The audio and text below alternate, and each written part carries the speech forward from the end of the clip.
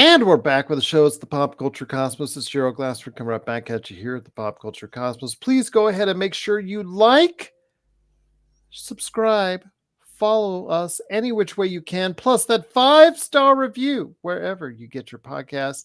Plus, if you can like, share, subscribe, follow, or do whatever it is that you can to support us right here at the Pop Culture Cosmos, Inside Sports Fantasy Football, and the Lakers Fast Break. It is sincerely appreciated.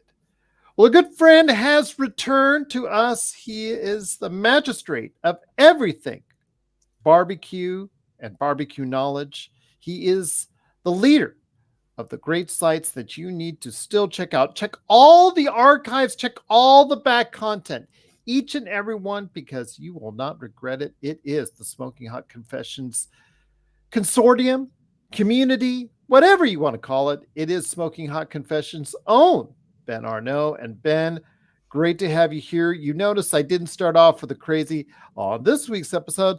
I think after about 400 episodes of doing that, I finally got tired of what to say at the beginning of the episode. So just how the heck are you, my friend? How about that? We'll start off with that. Mate, I'm great. We've just moved into autumn from the back of an incredibly hot and humid summer here in Australia. And, mate, I'm just enjoying a bit of cool weather. I got to be honest with you. We had probably 2 months straight of, in American units, about 90 degrees and at about 90% humidity. So it's been pretty horrendous over the summer here. It was pretty horrible. And we even had Australia's first ever official tornado. So there you go. Hit our town here. Here on the coast, on the Gold Coast, and it was pretty wild. And we were watching the storm coming in over the radar it was on Christmas Eve, and Christmas night, and we were watching the storm come in on the radar. And as it came in towards our house from the west, we actually saw it split into two directions and went around our house and then back in again. It sort of formed like a little bubble around us. So our house itself didn't actually get damaged, but half a mile in any direction just got absolutely smashed. Well, I'm glad you and the family are safe. That's first. We are, yeah. But some friends of mine had no power for weeks. Wow. People had their houses destroyed. 100-year-old fig trees, absolutely massive things, must weigh 40 tons, just ripped out of the ground and tossed around. It was wild, absolutely wild. I can imagine, man. Wow. Yeah. I'll tell you what, I have some viewers on Lakers Fast Break that are from your area of the world. Actually, quite a few now from Australia because of their love for basketball. And I'll tell you what, the things that they've said about your beautiful country and the things that you've said about your beautiful country just simply amazes me every time, my friend. And I'm just so glad again to have you here. But one thing that transcends everything that we do here is pop culture, my friend. Something that you and I have always gotten along with, that, and the fact that you're just the maestro of barbecuing when it comes to that. As far as, forget Bradley Cooper as maestro. No, we're going to make you the maestro of barbecue when it comes right down to it. But that's for a little bit later. It is about Marvel. I want to go ahead and start off first and foremost. I don't know if you've been checking out anything lately in pop culture. Obviously, the thing that I've been talking about on the show recently is Dune Part 2. And if you want to cover that, if you got a chance to see that, I want to love to hear your thoughts later on, or at least hear your opinions on that. But Marvel's, I guess, front and center always for you and I, unless we're bagging on the DC universe. And gosh, it's been a few years now, and it's been a few months since I spoke to you, but I guess we could still pick on DC. I guess still, even to this day, they still can't get it right. But I had high hopes for Aquaman 2, and that they just disappointed me so badly. Yes, absolutely. And this new start to whatever DC universe is coming up is not enthralling. The Batman 2 got pushed back another year, at least, I think, if my memory serves me correct. Heard that report about, I think, early last week or the week before. We don't know about very much about Constantine, that revival, but that's not even part of the actual James Gunn's DC universe. So that's something else entirely. We just see the snapshot of the whole cast and crew is of the new Superman movie, which they're changing the title already on and changing the look. And like, if you're a Superman aficionado, I'm sure you're already not happy about it, but that's another thing altogether when it comes to that. That's a mess that you and I could probably talk about for another hour on it at some point in time down the line. But Marvel has had its own issues, my friend. The past couple years, even as you and I were having our conversations, were not kind to Marvel in the past couple of years. Everybody's always said, as far as the same excuses everybody had: inflation, COVID, other things as far as addressing to it. But yes, you could throw some of that in there, but a lot of it is storytelling. And the thing that has gotten away from Marvel since, I guess, Infinity War and Avengers Endgame, to me, is good storytelling.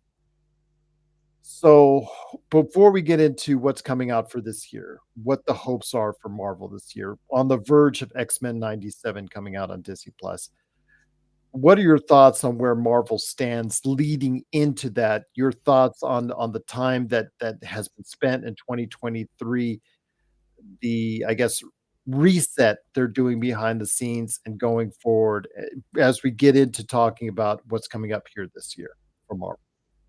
Yeah, right. Well, we have an expression here in Australia, and I don't know what your language policy is on your show, but we would pretty much call this a straight up shit show at this stage. Um, That's you okay, like my that one? friend. Yes. And I mean, I it's would have actually just used that for DC. For Marvel, it's on its way there, in my opinion. So it's on its way there. DC has already made camp in the oh, mate, Marvel's a shit show. DC is a flaming hot shit show. Like it's a it's an outdoor toilet that's burning to the ground slowly. So Oh my no, goodness. quickly. So anyway, no, Marvel, man, it's wow. Like I think the last time I was on the show here, we talked about Shang-Chi, the Eternals, um, and we just panned them. Sorry, we panned the Eternal. Or I panned the Eternals. I didn't like We hadn't yet the led we haven't Eternals. gotten Secret Invasion. We hadn't gotten the Oh, Marvels. Yeah. So Secret Invasion. Ugh, what a sorry to terrible ending. yes, I know. What and what a waste. Like we're going to take all of the things that make all of these individuals so amazing and super powered.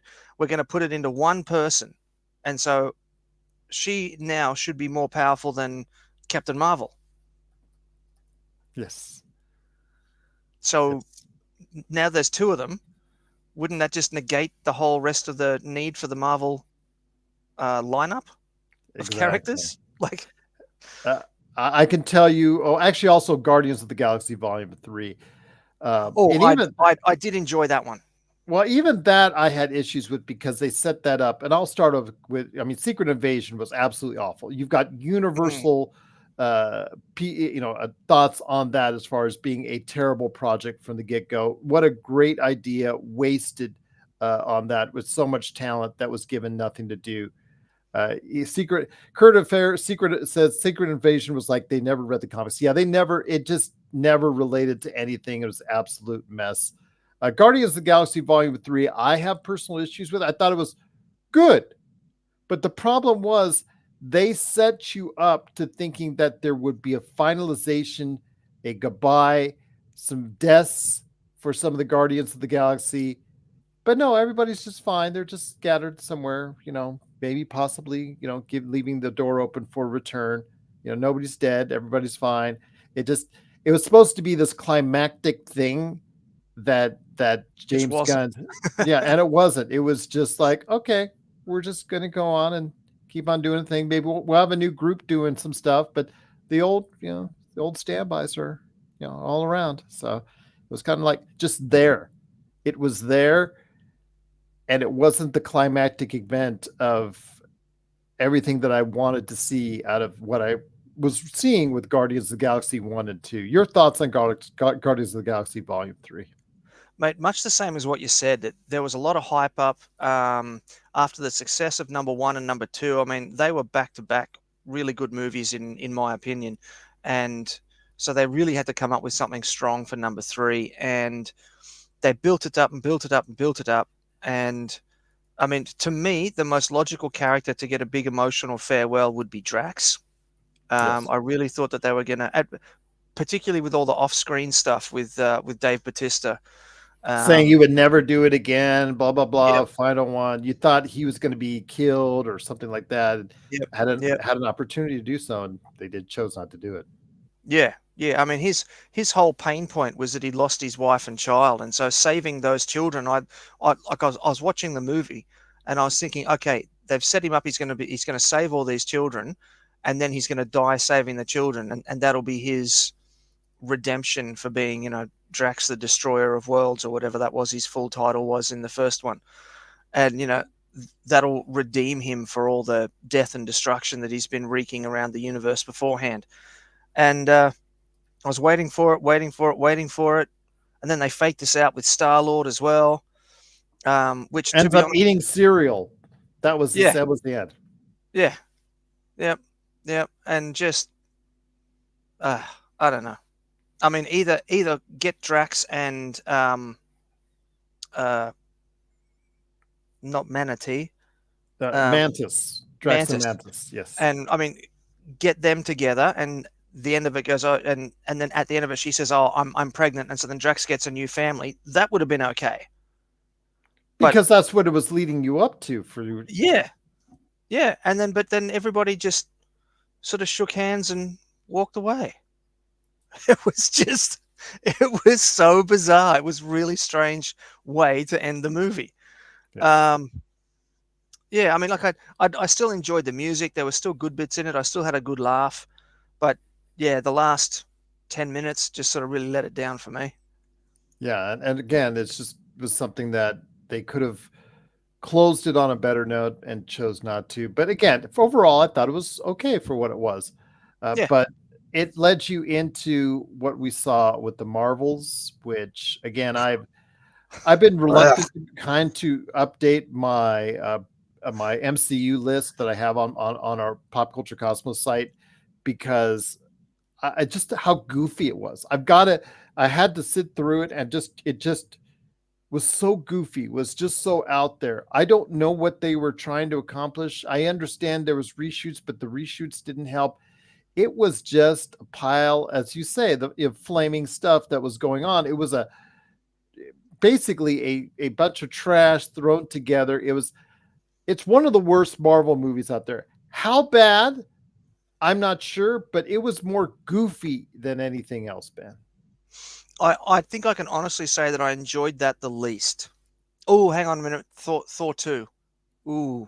Yeah, that's what I'm saying. That's what it comes down to for me. That Thor 2, and I think one of the Hulks, I think I put at the bottom of my list. So yeah, I'm still trying to contemplate where I'm putting it as far as amongst the three, but that's not a good list to have when you have it at the bottom of what No. compars you.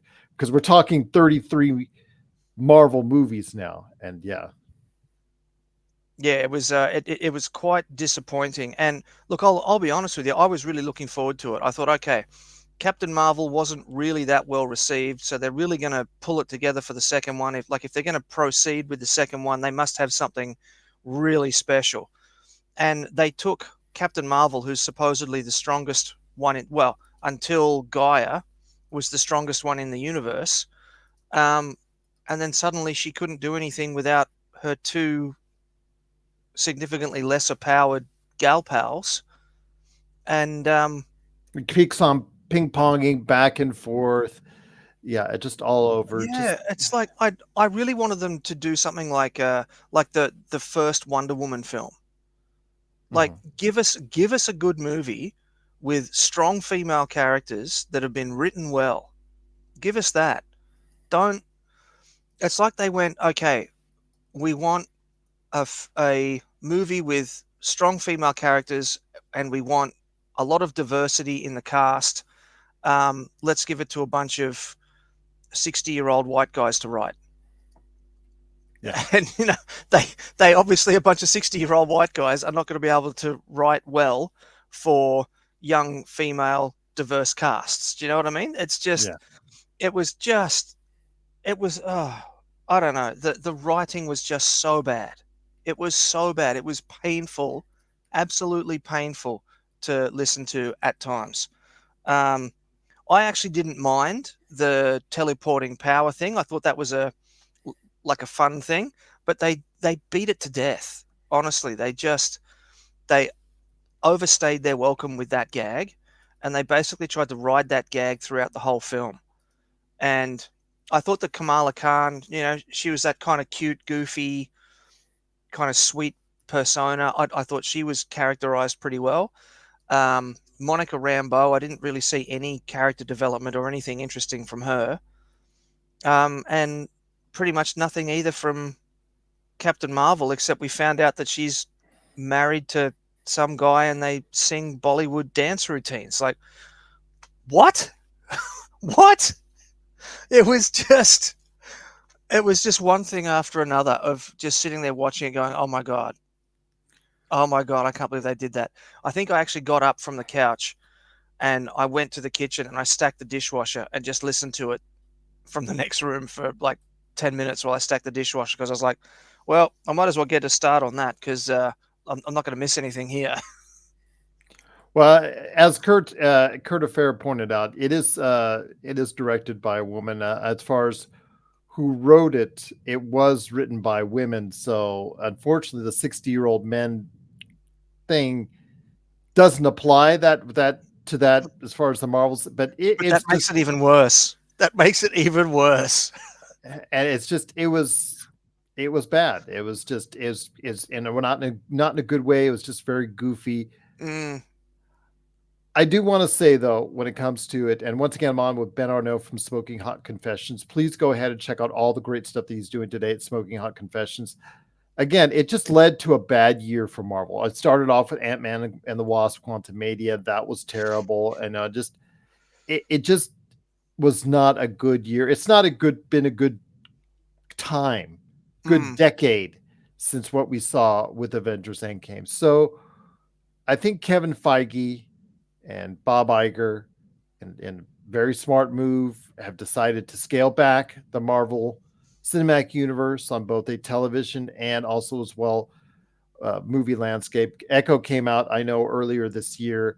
I thought it was okay for what it was at best. I thought it could have been better, but it was kind of formulaic in much ways. Well, actually, I just it's kind of disappointing for what it was because I thought it would have been in a lot better formatted the way that they were going to go ahead and make some changes. They're doing that for Daredevil, so they've gone back to the drawing board on that. But the one mm, project that they have faith in is coming up here in late July, and that is Deadpool versus Wolverine, which is aka Deadpool 3. Whatever you want to say, Deadpool destroys the Marvel Cinematic Universe, whatever you want to say, however you want to say it, whatever you want to talk about. It's something that I guess it has a lot more pressure on it than probably any other Marvel movie in quite some time because of the fact that it has to perform, it has to succeed, and it has to set up things going forward in the future. So it has a lot to look forward to as far as an audience, but also has a lot of expectations coming along with it, Ben. it does. It does. It's really, to my mind, Deadpool versus Wolverine is going to be the linchpin for the future of the Marvel Cinematic Universe. If that movie fails, I feel like they need to just go, all right, what's next? Do we go back and do pirate movies? What do we do? Because I think that the way it's going, you'd be better off just saying, all right, this is where we got to cut this off, um, rather than keep just trying to flog it and flog it and flog it. However, I've been thinking about this because you did tell me that you wanted to have a bit of a chat about Deadpool and Wolverine. And to me, what what gives me faith in this project is the fact that Hugh Jackman's involved, and not just because he's Australian, although that is part of it. I won't lie. Logan to me was a perfect movie. I find it really hard to fault Logan. I thought it was. I loved everything about it. Well, you'll Everything. talk to him about it. He'll say the same thing. He'll agree with you. That's why it was so difficult for him to make the decision to come back. Yep. Yep. And Hugh Jackman, he's a classically trained actor. He's all about character and character development and all the rest of that. He's not a uh I don't want to name names, but let's say an action star that keeps appearing in terrible B movie after terrible B movie after terrible B movie, trading off his name because he did a movie 30 years ago that everybody loves. You know what I mean? It's he, to me, has a lot of integrity, and he would not be back if he did not have faith in the project. So to me, because he has said on the record that for him, Logan is the perfect send off for the character. So for him to want to bring that character back and do it again and do something again, I really think that there must be something really special about to happen in this film to get him to come back and do it again after tying up that character and finishing off his work so perfectly. Does that make sense? Well, Um, the multiverse concept, while it has created a lot of confusion and obviously more writing challenges out there as far as for Marvel in creating and trying to expand this universe, as far as storytelling is concerned, it does give you the option to bring back a Hugh Jackman with a variant of Wolverine, the whole TVA concept, all the things that are going to go on in regards to what's happening in Deadpool versus Wolverine. So I think that's what sold him.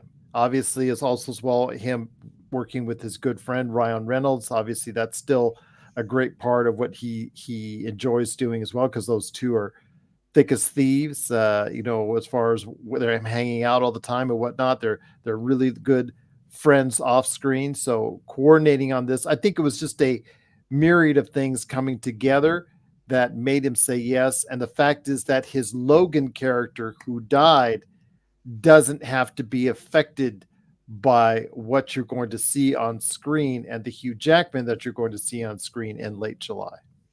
yeah, I definitely understand all of those things. However, I think that 90% of the audience is not going to get that.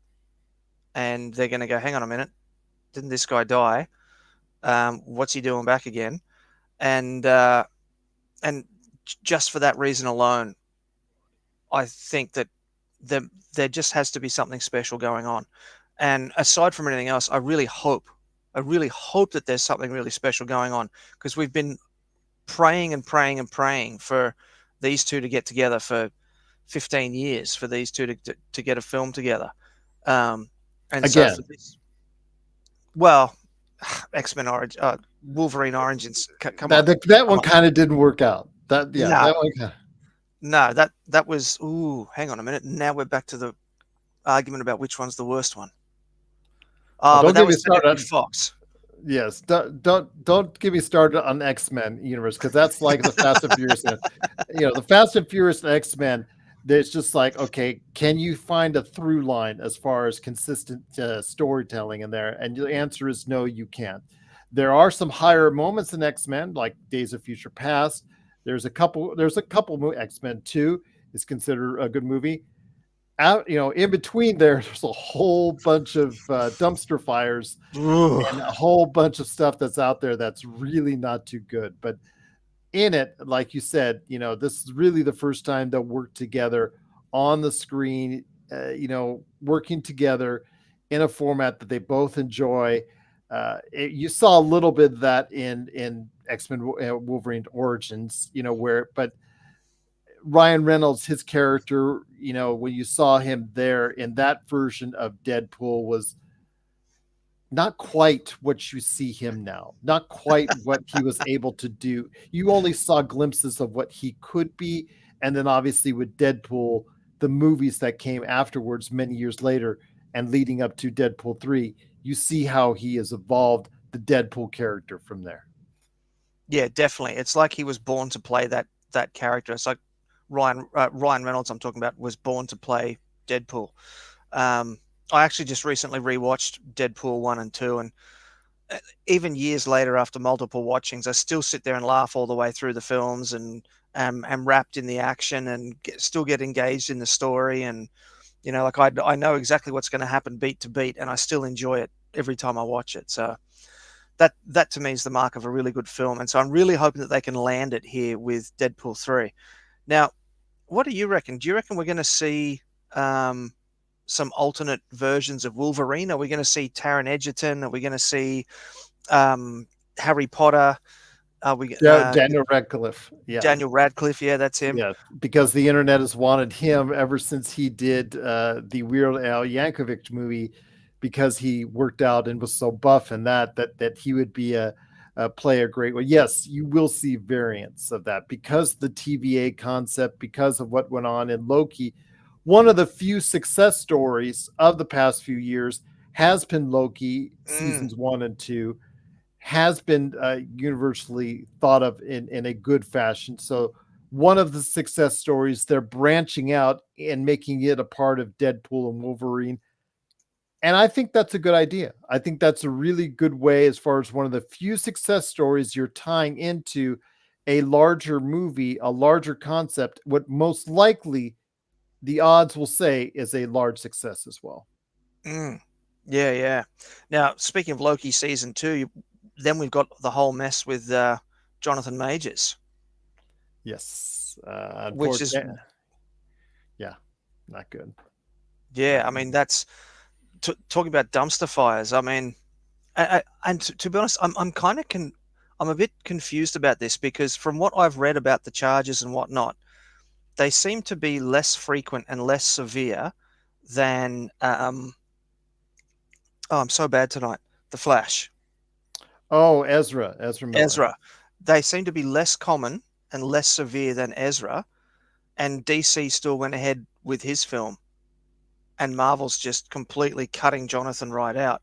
Yes. Um, I think also partly because of the lack of success for Ant-Man and the Wasp: Quantumania, and also a great part of it because of his current legal issues. I think it's a combination of both, that the audience members have decided in both a public and a movie forum that it isn't going to work long term. So that is part of the reason why Deadpool is the only thing on the slate right now, because everything else gets shifted. Everything else has gotten pushed back a year at least, so they can retool everything so that they can work towards a different goal or a different big boss in mind, and probably eliminate at some point in time the Kang characters once and for all. yeah, I'm personally I'm hoping that they don't go with Doctor Doom. Mm. Um, I feel like it's probably just because I didn't like the last iterations of Doctor Doom on the big screen. In either of the in any of the three Fantastic Four films. Um, I don't know. I'd kind of like to see something unexpected. Like I'm like I love all the comic book films. I watch them all. I'm not a huge comic book reader, so for me, Kang the Conqueror was like it got my attention. I was like, oh, who's that guy? Oh, that's interesting. Why is he such a big bad? And so that sort of got me reading about Kang the Conqueror. So I'd really like to see someone that we haven't already seen in film multiple times, rather than just go, oh, hang on, we got a hole here we need to fill. Grab Doom, like it feels like a bit of a too easy stopgap. Um, so I'm kind of hoping that they don't go replacing Jonathan Majors with Doctor Doom, or sorry, I should say replacing Kang the Conqueror with Doctor Doom. I have a feeling though they will. I think that's the easy, low hanging fruit, and I think that's probably where they'll go. And we'll see that probably next year with the announced Fantastic Four movie coming up then. So, um, yeah, it just doesn't look like that's going to be any different, because that is probably where Doctor Doom is probably going to be born, and where it'll lead on from there. But we'll see, my friend, because it leads into Secret Wars. Once again, it is Ben Arnot along with me, Gerald Glassford. Thanks so much again for watching, listening. Truly appreciate it. We're talking Marvel right now because we mentioned before the break Doctor Doom, my friend.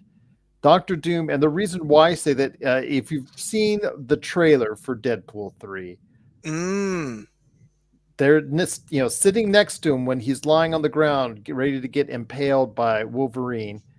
There's a comic, a Marvel comic, and I don't know if I believe it's a Secret Wars, but it does have Doctor Doom on the cover.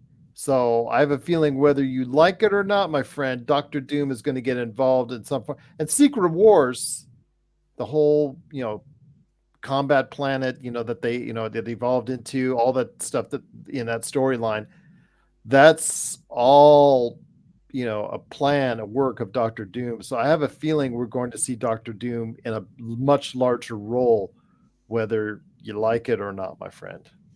Yeah, I think so too. And there was that blink and you miss it in that trailer as well, where there's a very Doom-like looking character riding a machine that's rolling across the desert there. And yeah, that sort of made me go, oh no, come on, try a little bit harder.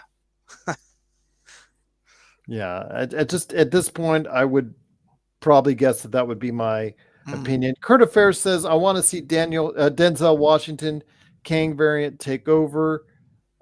Could you get Denzel Washington to go ahead and do that? If that's the case, his caliber of acting, his caliber of actor, his caliber of cachet could probably be the only thing that could save Kang as far as being a major variant if you wanted to continue that Kang storyline. He says He Who Remains was good. Kang and Ant-Man 3 had moments. But again, it's all about dollars with Marvel. Ant-Man 3 was a very great disappointment to them. He was pretty good. Jonathan Major was, and Ant-Man, and I'm sorry, I want to say Loki season 2. But again, it's just not enough. His legal troubles and what happened in Ant-Man 3 on a larger basis, I think, is just not going to allow him to be able to continue to pursue that character. I just think it's something, as you know, Kurt, and as you know, Ben, and as everyone else knows out there, since Marvel's owned by Disney, Disney is only willing to go ahead and let people go so far before they say, you know what, we're going to go ahead and make a change. We're going to go ahead and go do something different. And with the Marvel Universe, you can always throw different villains and different characters out there to replace ones that might be undergoing something like that. But I could see Denzel Washington, if he, I know this, I've seen some fan art from as well out there, if you decide to go that route. But I have a feeling they just want to go ahead and make a shift altogether. Yeah, I got to be honest. If I had to choose between Denzel Washington replacing Jonathan Majors as Kang, or moving to Doom, I'd much rather take Denzel Washington. He is absolutely amazing, and I wouldn't even try and do anything like say, okay, well, I'm an older version of that variant. No, just straight swap, one out, one in, keep going. Yeah. That's what I'd like to see if I had a choice. Or possibly Creed, Apollo Creed. No. Oh, Michael B. Jordan? Michael B. Jordan, yes. Because he's already played a character in the Marvel Universe. Yeah, I know. But you would have him come up as something different this time around, which is, again, not uncommon because they've had several individuals play different roles in the Marvel Cinematic Universe. So, yeah. Yep. Captain America used to be Johnny Storm. Yeah, that's true. Good point. But I have a feeling they're not done with Michael B. Jordan in the Black Panther universe just yet. I have a feeling they're not finished with him, as far as maybe bringing him back in some form or fashion with his character. But we'll see. We'll see. Kurt Affair says, I wanted Michael B. Jordan to take over as Black Panther, Killmonger variant. Exactly. You could see Killmonger rise once again, and that I would not be surprised because he is such an outstanding actor, and I believe that would be something that a lot of people would be interested in. In fact, remember him, he was a part of the Fantastic Four in the last decade, so when they did that too, so even he has been a part of a different Marvel character indeed. But he's been Johnny Storm as well. Yes, absolutely. So one thing I do want to go ahead and stress is that there's so much writing on Deadpool versus Wolverine. Absolutely. In your opinion, how important is it to you? How important do you think it is for setting up the MCU to come? Look, for me personally, you and I have been doing these shows for about 6-7 years now. We've been talking about Marvel and all that sort of stuff. Yeah. For me, if it's terrible, it's pretty much the point where I'm going to give up hope on the MCU, I think. I really, I'm one of the few people who actually enjoyed the Flash, and Mhm. I was hoping to see some more of that. You are Uh, there's like rare amount of people who say they enjoy the Flash. I just want to let you know you are in rare company. I'm not one of that oh, I know. company, but you are a rare company. I know, I know. Look, I really enjoyed it. I took my son to see it. We were laughing, we were crying, we had a great time. Cheering out loud when I saw Michael Keaton up on the screen as Batman. I loved it. I loved every second of it. But anyway, I was excited for that, and now DC's shifting direction, and they're doing strange things like, Peacemaker season 1 is not canon, but Peacemaker season 2 will be canon. Just doing strange things like that. So Yeah. that's got me worried about the whole superhero genre. I mean, it really kicked off properly in 2008 with Iron Man 1. Yeah. We're 16 years in at this stage. I mean, we've never had a series of um, a genre. We've never had a genre dominate for as long as we have with superhero movies. And with the DCU already on fire, and they're desperately trying to do something different with James Gunn. And I mean, to be honest, I really enjoyed the Suicide Squad. Um, I thought that was really good. So maybe he's going to be able to turn it around. I just think it's too far gone. And I think if uh, Deadpool can't turn it around for Marvel, I think people are going to walk away from Marvel as well. I agree with you. I think that this will probably be the last strike for a lot of people if it isn't good. But I think that Disney has a lot of confidence on it. They have a lot of confidence in what they've seen so far of it. That's why they cleared the slate. That's why they made this the Marvel event for 2024. And I think that was a smart move. If you have that much confidence in it, by all means. I mean, in Vegas, you're putting all your chips on the table with this film, but it is looking like it's going to be about as safe as bet as you can make, even if it's the R rating, even if it's language and all that stuff. It is Deadpool. It is a known property. It has been a successful property. And to be able to do a lot of things, I'm just worried that it's going to be asked to do too much and that it might take away from the comedy because you have to do so many things as far as what you have to set up, the story you have to tell within the confines of the movie. Plus, you have to make sure you have all the in jokes in there. You have to make sure it's still a funny movie at heart. And that's what I'm hoping it will be first and foremost, Ben. Me too, mate. You've summed it up really well. I will say there's only one thing I'm perhaps more excited for than Deadpool vs Wolverine, and that is new Daredevil. I loved, loved, loved. Perhaps my favorite thing in the whole MCU has been the Netflix Daredevil show, Which and wasn't canon, it now is wasn't. canon. Yeah, exactly. Yeah, so they're pulling some of those funny games as well. But in terms of Marvel characters, that's probably my favorite thing so far. And the Punisher, I'm really looking forward to seeing John Bernthal back as Punisher as well. So I'm super pumped to hear that those things are going ahead. And I'm honestly, after watching Echo, I'm really glad that they've decided to stop Daredevil, pull it apart, and do it again. Um, I think that's probably the best news I've heard in a long time. And that won't be coming out until probably late next year. I know.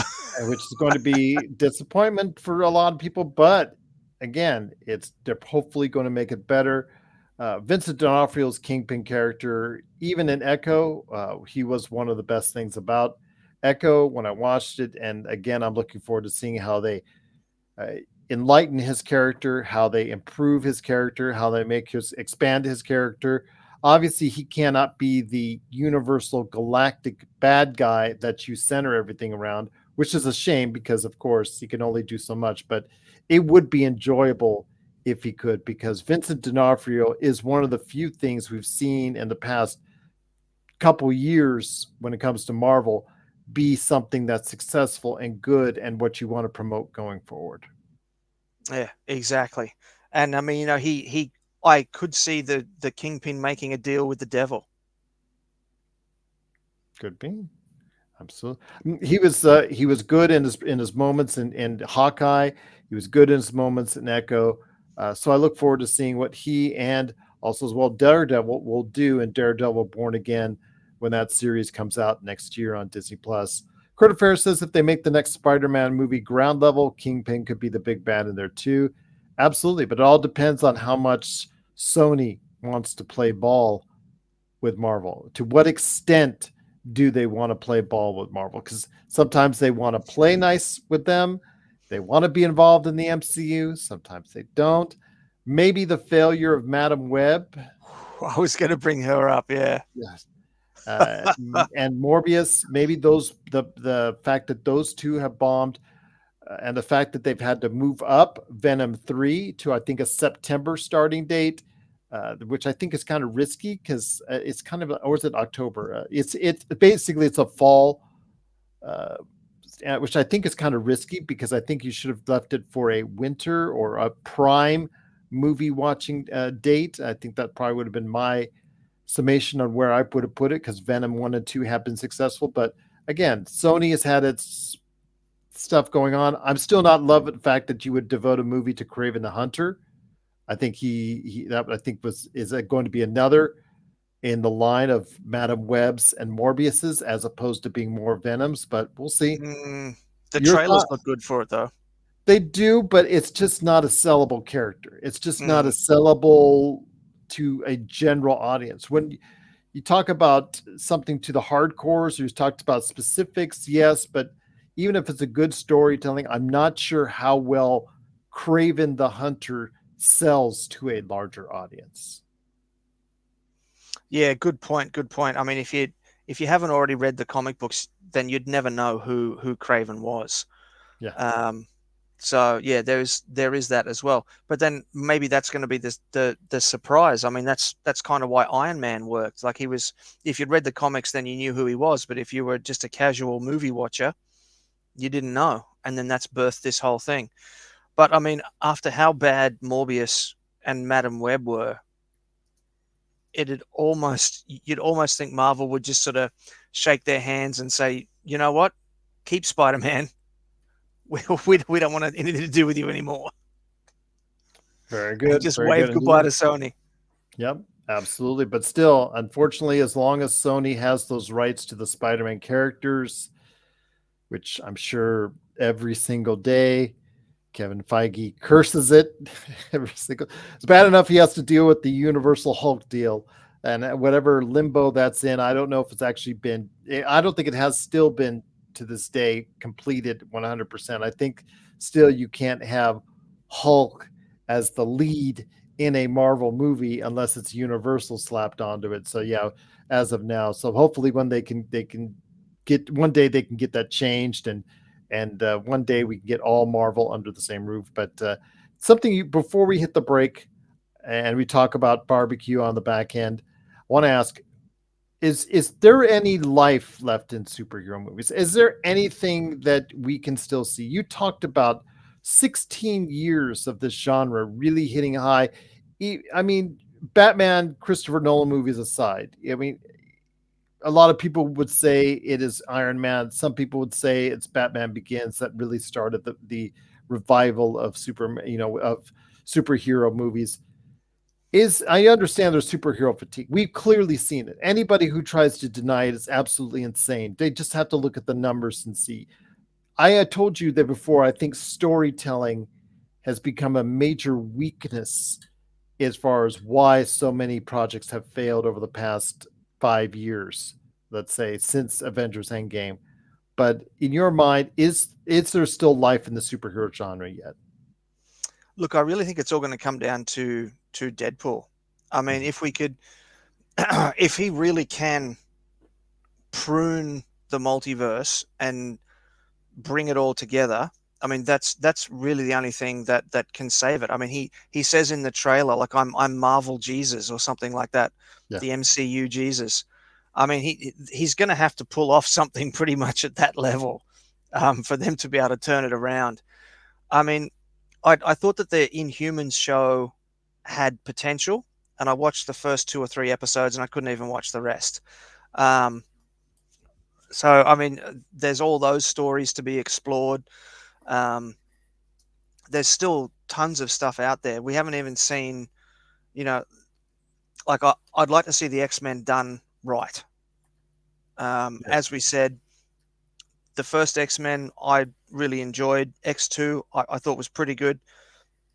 And then Days of Future Past and all the rest of them were just awful, awful.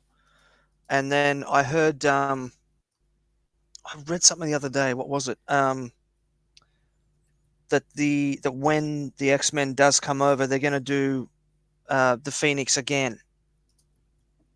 They're going to have a third crack at it. I'm like, come on, do something else. There has to have been something else in, 30, 40 years of comic book, of that line of comic books. There has to be something else for you to do in there. There has to be. So I'd like to see some of that redone, I think. Done right. Kurt, don't get me started on Anson Mount and Black Bolt. How they wasted that man's talent at Marvel Oh, is yeah. criminal. Absolutely criminal. He is fantastic in Strange New Worlds, Anson Mount, and see him wasted in a virtually non-speaking role is absolutely asinine. That's the one thing I would say. It wasn't Kevin Feige's issue. It was Ike. I know he needed a job. He got the job. It was starring role, et cetera, in Inhumans. But still, Ben, that's total waste of Anson Mount's talent, as we see. So, Kurt, yes, you're right. Anson Mount would have made a great Reed Richards too. But of course, we know who's got it. So we'll see what's going to go on going forward. Even they didn't even want to do John Krasinski in a full-time role in that. So I say it's a great choice that they have now. But again, you can't go wrong. All those three great actors, and we'll see what's going on with the Marvel Cinematic Universe, Ben. But yeah, absolutely fantastic thoughts, and a lot is writing in late July on Deadpool versus Wolverine, and we'll see what happens. And definitely want to hear your thoughts once you do see it, and definitely want to know exactly what your vision for Marvel is going forward after that movie, my friend. Yeah, I'm looking forward to talking about it, mate. It's going to be good. But before we head on out, my friend, since you are the connoisseur of barbecuing like no other human on this planet, although you would say otherwise, you're very humble in that. But, I've seen your work. I've seen your mastery. I know the truth. Once again, it is Ben Arnot from Smoking Hot Confessions. Please go ahead and check out the entire archive available to you now on YouTube, Facebook, the community. Just be a part of it. Just check out everything. Your mouth will water. You'll just absolutely be mesmerized by all the great things that is there in that community. But before we end it out, my friend, as you know, everything has gone up. I just read an article about there in Northern California, a restaurant owner who doubled the price of his burrito from $11 to $22, and he has talked about how that is what is needed. That price is what is needed to make a profit going forward. And I'm like, if you double the price of a burrito, that's, good luck. There you go. Absolutely. So, but prices are going up on things, and you've seen it when you go to the market. You see it when you go to get food or whatnot. That's just what's happened over the course around the world for the past few years. But for those who still enjoy a good barbecue, I wanted to hear your thoughts. For years, I've thrown out different things at you, and I'm trying to think of always something I knew I could throw, a new angle, a new wrinkle. Okay, so how about seafood? How about ribs? How about this? How about steak? I'm always throwing something, a turkey. I've even thrown a turkey at you. So this time I ask, with what prices are these days, and everybody's trying to watch their dollar a little bit more, your thoughts on barbecuing on a budget. How would you go about it in this days and age, and where would you turn to still make a great meal for the family and friends as well? Good question, mate. Look, I don't know how you're going, but as I'm getting older, I'm finding portion size has a lot to do with it. So my first recommendation is maybe address portion size. But aside from that, I would recommend looking at some of the less popular, not just cuts, but actual proteins. So I grew up on a goat farm, for example, and goat is a really cheap meat. And it's because people kind of think of goats and they go, oh my God, don't they eat garbage? We don't want anything to do with them. But goat meat is actually really tasty, and um, it's similar to lamb in that you want the animal to have been processed before it hits 12 months old. And typically, when you buy goat, you're getting males that have been weathered, which means they've been neutered when they were babies. And part of that helps with the taste of the flavor of the meat as well, because then the meat doesn't get all that hormone and testosterone in it as well. And it needs to be processed before it's 12 months old. If you get that, then it's like a lean version of lamb. So sometimes when you cook lamb, you eat lamb, you get on the top of your palate of your mouth, you get kind of a like a fatty layer. You don't get that with goat. And goat can be barbecued in so many different ways. You can low and slow a shoulder and have pulled goat. I've done that. You can get a rack of goat and do it either hot and fast in little cutlets like you do with lamb, or you can do the whole rack and you can do them low and slow with the smoke. There's just so many different things you can do. You can lamb ribs have become popular here in Australia, and there's no reason you couldn't do exactly the same thing with goat. So I'd be looking at some more of the rare, or not so much rare but less common proteins, and starting to explore some of them a bit more, and really get into that. And I've actually started to use my barbecue for non-traditional things as well. So because I just love spending the afternoon outside having a cold drink and barbecuing. I'll even just throw some charcoal on and grab a saucepan out of the kitchen, and I've even cooked a vegan red lentil curry over the charcoal out on the out on the grill. So there's no meat at all in that. So just come up with some different ideas, find some different things that you like, and try some different proteins. I What's the price of deer like over in the States? Is that cheap? Venison, it's okay. It's still, because it's harder to find. It's still probably they do tack a little bit of a price onto it, but I know for here in Vegas it can be found. It's just a little bit harder to find. I know it's still served in just a limited amount of places. It's just because it's not mass produced. It's just not mass shipped. It's just a little bit harder to find. And like you said, whether or not you can find good deals on it is a little bit. I think that's the question. Is it easier for people to access? And that's, I think, that would be the issue as far as that's concerned. Mm, yeah.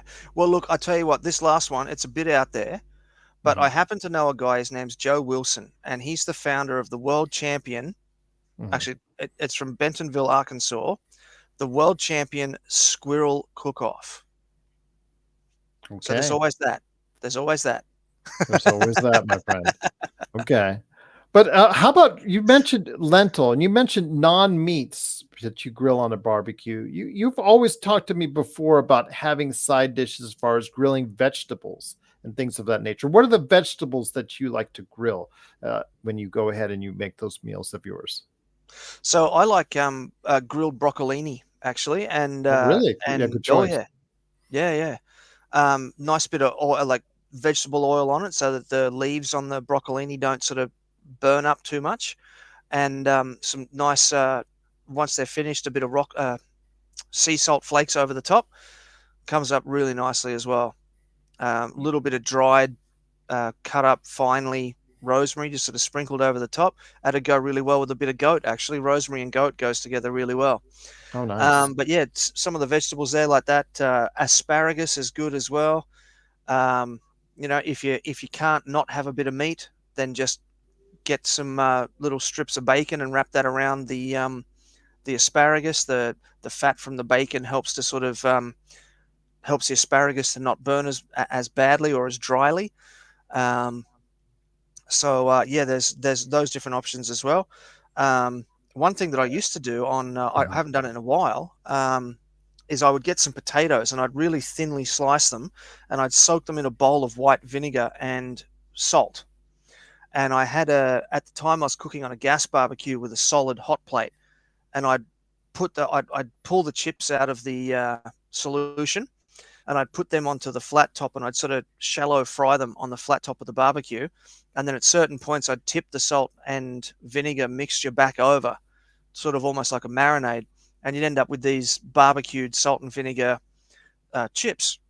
So that was quite interesting as well to do it that way. I can see Kurt's put a question for me down here Yep, in I the. was going to mention that to you before we head on out, my friend. And that is, do you Mm, ever grill any different cheeses like paneer or halloumi? I have barbecued them for other people, but I can't comment as to how successful it was because I couldn't eat it myself. I have a cheese allergy. I get classic hemispherical migraines from cheese and chocolate. So sadly, there's no cheese on the menu for me. But I have done grilled halloumi for my wife, and that's pretty straightforward. You just take the block of halloumi, you cut a slice about half an inch thick, and just grill it across. Put it at 45 degrees across the grill. Turn it another 45 degrees so you get some of those nice cross lines on there. She says she loves it, so that's really good as well. And I have actually seen some people will get a wheel of brie and they'll wrap that in bacon and they'll slow smoke it and they'll put it on a plate and then drizzle honey over the top and then slice into that. So you get melted bacon honey brie. Again, can't comment on it. I haven't tried it for obvious reasons, but I'm told it's very, very good. You did it again, though. You did it again. You had You're to off to go the ahead. store? I might be off to the store even at 1 o'clock in the morning. My gosh, you did it again, my friend. You just every single time I bring you on, you always make me think. You always make my mouth water as far as getting that good food out there. Always great suggestions. But before we head on out, I want to make sure you go ahead and do the magic pitch. I know, Kurt, you want to see me excited? Go ahead and check out one of the in the archives some of the earlier shows with me and Ben. At very end of each show, I would always ask him about a barbecuing tip. And, went from seafood, we've gone over steaks, ribs, turkey. We've gone over every kind of meat out there and the way to barbecue it. So if you want to check out some good stuff, please go ahead and check out that. He has some great tips for you, always there, but also the best tips you can always find for barbecuing at, of course, Smoking Hot Confessions. So major plug time, my friend.